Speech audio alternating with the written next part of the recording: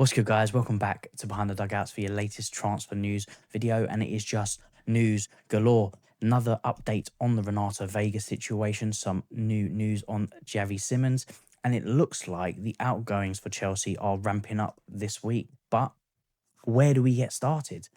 Mamadou Sarr, the young French centre-back that we brought in from Strasbourg in the summer, did join up with the squad going to the Club World Cup, did feature in one or two of the games, has a lot of promise, a lot of potential, but we weren't really sure whether he was going to stay part of the full squad going into the new season or if he was going to be sent back out on loan. We now have an update on this, so this is the latest on Mamadou Sarr. Strasbourg agree a deal to sign Mamadou Sarr on loan from Chelsea. The defender is back at the club. After signing an 8-year deal at Chelsea, Sarr returns to Strasbourg on loan for the upcoming season with top 5 ambitions in League One. Here we go. I think this is a good move for him. I didn't really see much of him in the Club World Cup to have an opinion.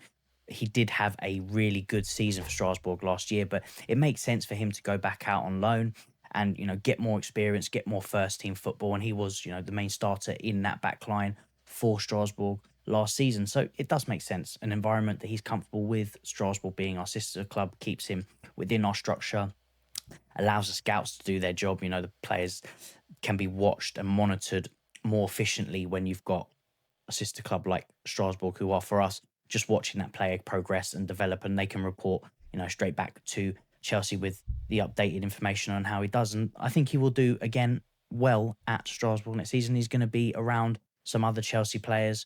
And like I said, he was there last year, so there's no need to embed. He doesn't need to get to know anyone, so he just slot straight back into that team.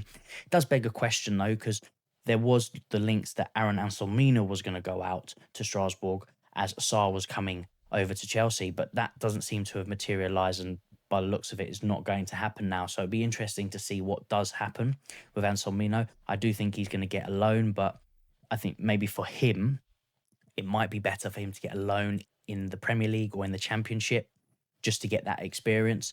But we'll see what happens with him. I'm sure we'll get an update on him not too long in the future.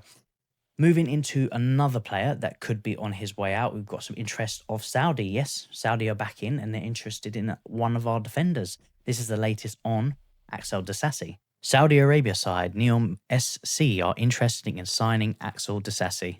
Again, not another real shocker here. Axel Disasi is a player that has never really fit into the squad, never really found a place.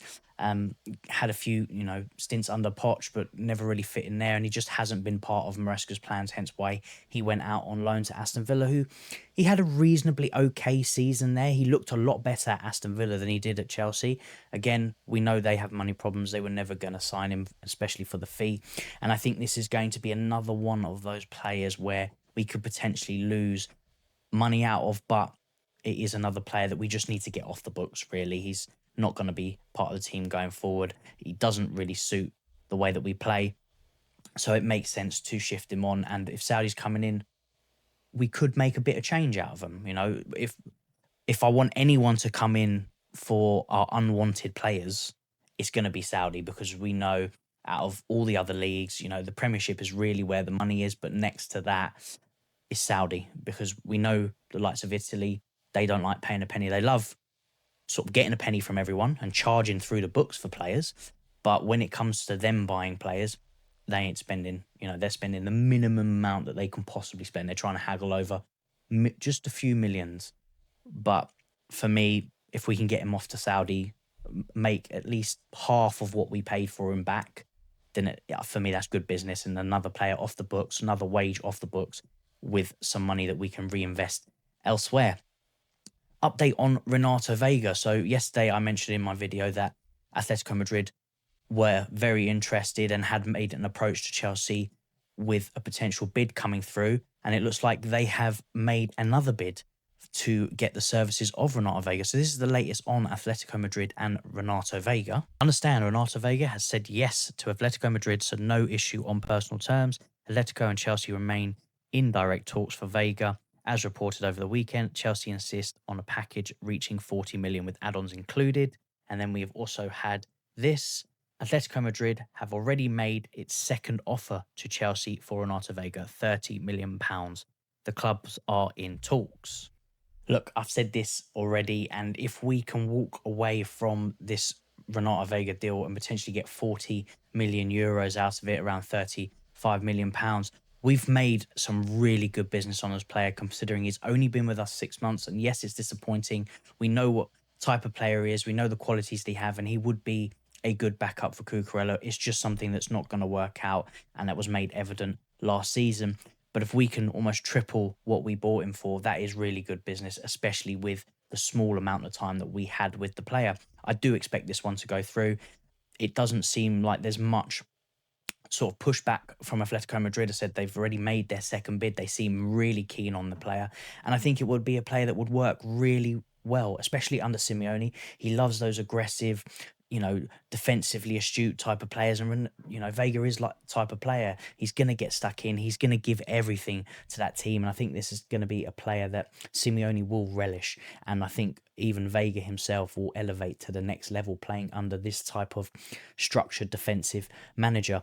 So, I wish him all the best for the move. I do expect this one to probably go through this week. I wouldn't be surprised if I'll be on here tomorrow with my latest video saying that it's a here we go and it's a done deal. I do expect him to move, but as I said, I do wish him the best, and I do think this is going to be a very, very good move for Vega.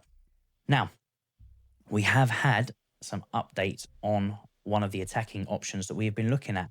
So there is some news on Eberechi Eze. Unfortunately, it's not good news, but this is the latest that has come out on Eze. Chelsea have spoken with Eze's agents, but he wants a big salary, which surprised them. Chelsea learned that his release clause must be paid in a single payment. Interest remains, but any move by Chelsea to sign Eze now seems unlikely.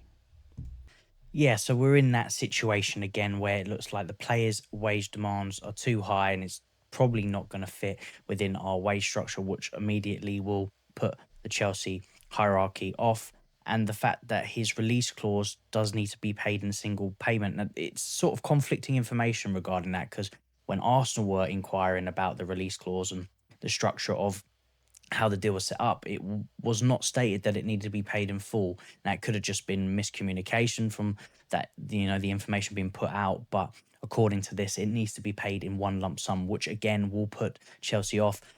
Majority, if not all, of the deals that are done, whether they'll be big or small, is usually amortized over a lengthy period. So they won't be looking at paying such a lump sum fee up front, where they could probably spend this on another player, which may be a little bit more expensive, but then they can amortize and spread those payments over a longer period, which would entice them more. And the fact that Eze is 27 years old is probably another factor that's why this deal wouldn't go through. I think Eze is a quality player. He would elevate the squad. He would come in and be a starter. And I think the club knows that too, hence why they are even interested in being that he's outside the age bracket. But there are going to be, there's more than one factor here that's going to put them off in terms of the high wages, the fact that the fee needs to be paid up front. And all of this will come into a factor that they are paying this for a 27-year-old. I think if he was, under 24, we wouldn't be having a question. I think they would snap him up and make that purchase. But this is how they operate. This is the way that we are going to be moving forward. And I think, with that being said, this is probably going to be a player that we are going to miss out on. And he may potentially not even move. There's not real push from his side to say that he wants an exit. But at least from a Chelsea perspective, I think there's just too many factors here that makes this deal very, very unlikely, as it's sort of stated there. And moving into a player that looks ever more likely with each passing day that could potentially be a new Chelsea player in Xavi Simons. And there's been some new update on the potential fee that would be required to gain his services. And to be honest, it's not a big one. Compared to a lot of other players that are going within his age bracket in the same type of position and same type of player that he is, it's a completely different ballpark in terms of figures. So this is the latest on Xavi Simons.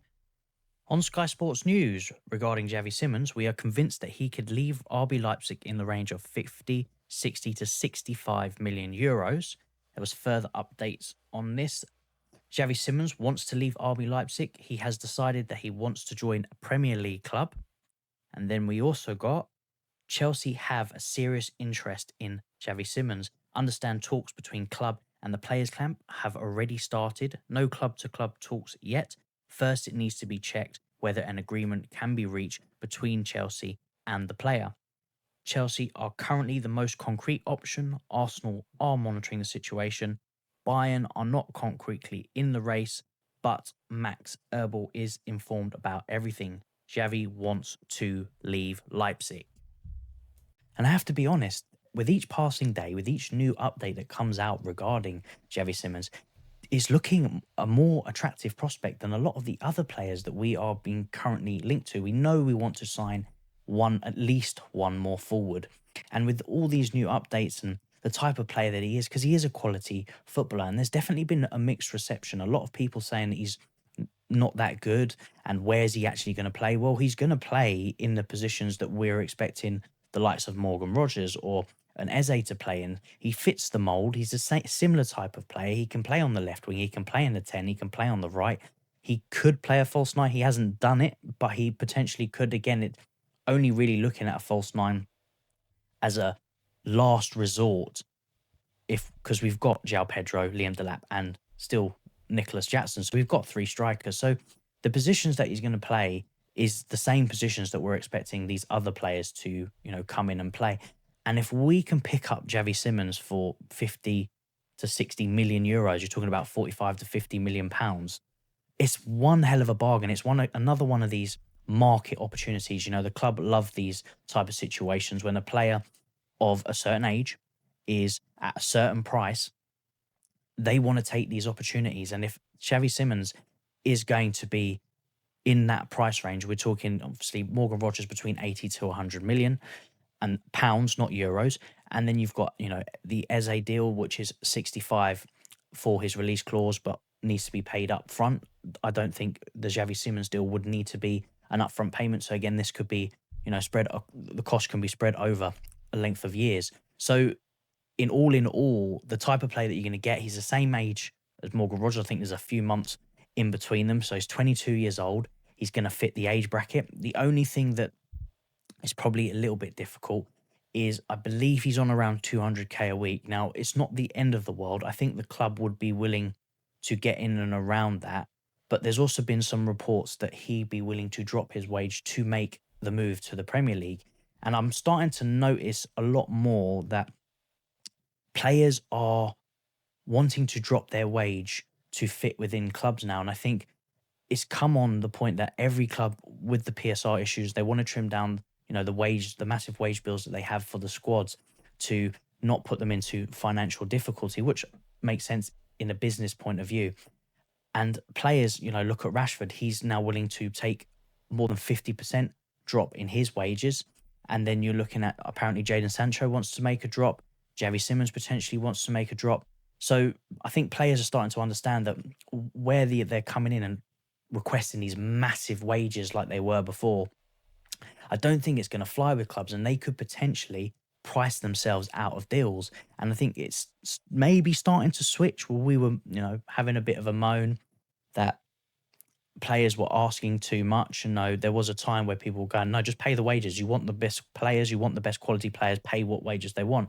But I think that's now starting to change, especially with PSR being brought in and, clubs being a bit more strict and a bit more tighter on how they spend their money. Players are starting to see that. So they're starting to change their tune a little bit. Now, it's not going to be a dramatic drop. You're not going to get someone that's only 400k a week to drop down to 200. It's not going to happen. But especially for these young players, they are looking at it and go, I don't want to potentially not get my dream move or, progress my career because I'm not willing to sacrifice a little bit of the money. And let's be real, professional footballers are paid, they're probably one of the best paid athletes in world football, not world football, just in the world. So it would help in this situation if he would be willing to drop that. I think if he is willing to drop his wage, I think the club will go out and buy him. I do think with each passing day, this signing is looking ever more likely. And if I have to pick, I keep seeing the Garnacho links. I'm taking Xavi Simons over Garnacho. And I think in this situation, if we're going to get him for a potentially, lower fee, he would be a better option than Morgan Rogers. And I love Morgan Rogers. I think he would be great at this club, but they're very similar type of players. can play exactly the same roles, but we're talking about 20, 25 million pound cheaper in terms of, transfer fee with the player that's going to be in the same age bracket that does the same, same kind of thing. So for me, for the club, this would be a much better deal. But it will be interesting to see how it, materializes. I think it will come down to if he can drop those wages. I think the club will go out and get him. Another factor that will play into this is his agent is Ali Barat, who's Moises Caicedo, who brokered the Moises Caicedo deal with Chelsea. So there's a good relationship between the agent and the football club, which does make, the negotiations go a lot smoother and generally a lot quicker. But I'm interested in your thoughts on this one. If you could choose, obviously taking in the factor of the price, would you, go for Morgan Rogers? Would you just pay that extra 20, 30 million for Morgan? Or would you be happy with bringing in Xavi Simons as that last attacking option? Let me know your thoughts in the comments below. But that's all for me, guys. There's so much to talk about, and I guarantee tomorrow there'll be even more to discuss. But if you are enjoying the content, please hit that like button. Drop a comment below. Feedback is greatly appreciated. But for now, take care of yourselves, and I will catch you in the next one.